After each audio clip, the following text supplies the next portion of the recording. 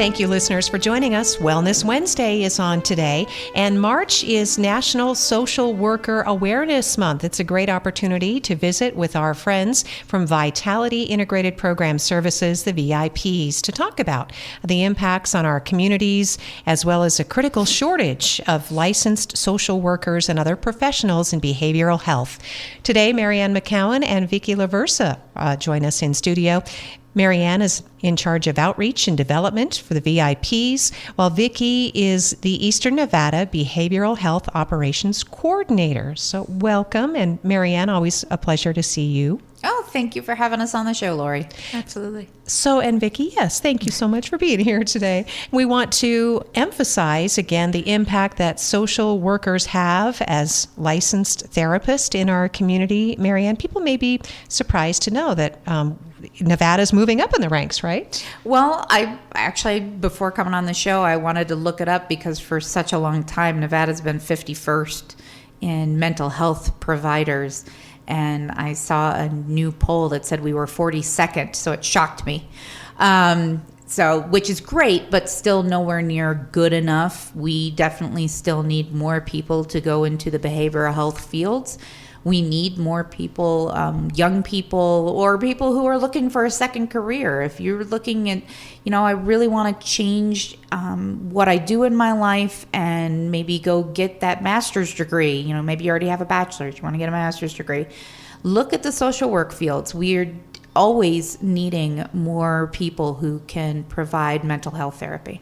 And Vicki, we know that there is a great deal of heart that goes into this profession, but it's also practical. There's a great demand. You can work anywhere in the United States, and the median salary for social workers is pretty healthy, which isn't bad. No, it really is. It really is a great opportunity to, want to be able to help your neighbor, help your community, and provide services that are so necessary. I don't think anybody can say they don't know anyone who struggles. And I think being able to really go into the idea, and I really like this second career, because one of the wonderful things about that is those individuals come with so much life experience. And being able, and they're not so novice, they've had some, wear and tear. And so it's been terrific. And that makes a good person to help somebody else out. So social workers are being lifted up, and we know that they have such a huge impact on the overall health. And maybe, Vicki, we could talk with you first about how social workers can help reduce those emergency room visits, right? Because sometimes when somebody's in crisis, all somebody knows to do is take them to the ER. Absolutely. I think this is a great way to really reduce the impact on a community regarding having people go to the ER for something that would not be considered a medical crisis but a psychiatric crisis. And so being able to have a licensed clinical social worker who's able to really assess the individual, provide them, develop safety plans, provide them with coping mechanisms, really is a wonderful opportunity to really leave the medical emergencies to the medical folks and the psychiatrics to the other folks. Vitality has a 24/7 crisis response team. And so if there's any crisis, by all means, they can reach out to us, and we can either provide a emergency crisis van, or we can, reach out via telehealth.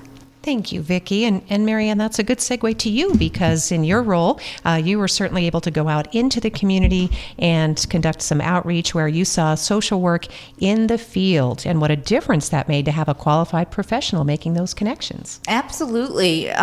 We try to go to lots of different events just to let people know, because every single event I go to, I always run into people that don't realize that there are mental health services here in Elko, Nevada, and that we are accessible 24 hours a day, 7 days a week. The fact that if you need to see a therapist and you want to see somebody on a Saturday, we have Saturday hours. It's not just a Monday through Friday.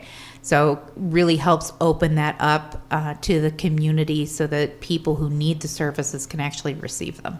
So we want to also emphasize during this month of lifting up social workers, there are distinct differences, Vicki, in your profession between, say, social workers, therapists, and others who might be in a position to offer someone either medical or behavioral health advice? Right. I think the first place for individuals to start would be having an assessment, giving us a call, having an assessment. And it's at that time we discern what the individual needs, what wraparound services do they need? Do they need case management services, which impact housing, budgeting, parenting classes, anger management, things along those lines, or basic skills?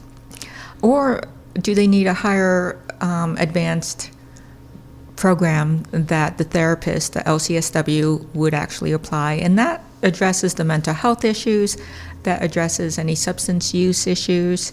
And I think there's a lot of confusion between caseworkers. You'll see those in different areas, whether it be with the state or DCFS. A lot of times those are caseworkers. There's some social workers there too, don't get me wrong.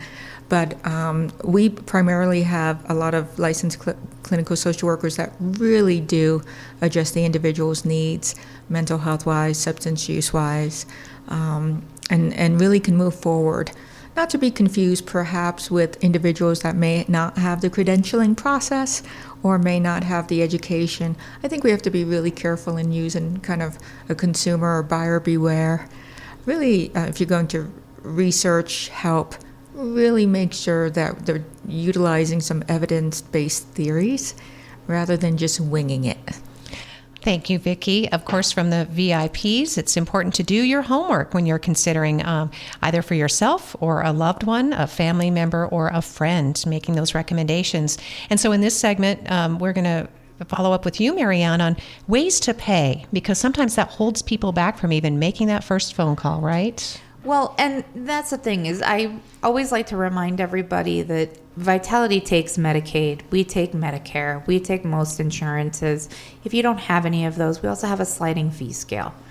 So don't be afraid of the cost. There are a lot of different insurances. In fact, there's even some bills right now going through our state legislature about parity, that if your insurance company basically pays for certain medical procedures, that they are also, hopefully, if it goes through, they would be required to also then pay for things like mental health services. That's those parity bills. I'd really encourage anybody to look those up as far as what's going through the state legislature right now. And Vicki, I wanted to talk to you about the residential programs. Some people may not be aware of that, but thanks to City of Elko and their confidence in the VIPs, you are able to expand and enhance some of your local operations. Absolutely. We have a 45-day residential program that manages substance use disorders.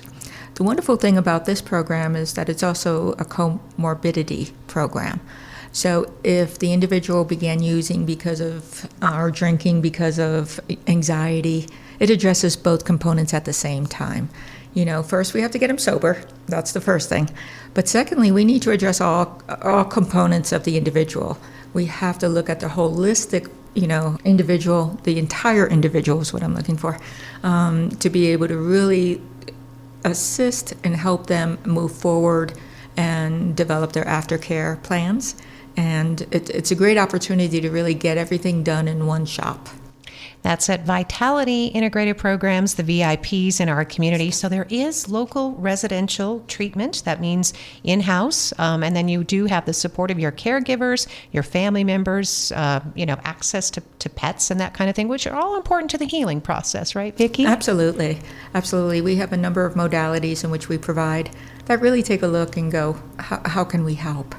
And with Marianne McCowan. And Marianne, we wanted to wrap up our Wellness Wednesday segment today by, again, emphasizing that we need more behavioral health care providers and professionals, and that we can start right here in Elko. Absolutely. I always like to remind a lot of the people throughout town that Great Basin College has the 3+1 program, which is for social work. So you can start off and get your social work bachelor's by going to Great Basin College for the first 3 years, and I believe you finish your 4th year through UNR, and many of them are online. And then if you do that and you need to become a practicum student or get your internship, Vitality, we actually have supervisors for licensed clinical social workers and for substance use counselors. So we have those supervisors. That saves quite a bit of money. I want to say about $3,000 a year. Because when you get your own supervisor, you have to pay them to supervise you. But if you come and work for Vitality and you are an intern for us, we provide the supervision. Thank you, Marianne. Thank you, Vicki. Of course, part of the team of professionals that represent Vitality Integrated Program Services. And remember that when you're making that healthcare choice, it's crucial that you understand that licensed healthcare professionals are providing more than 60% of the services that are needed.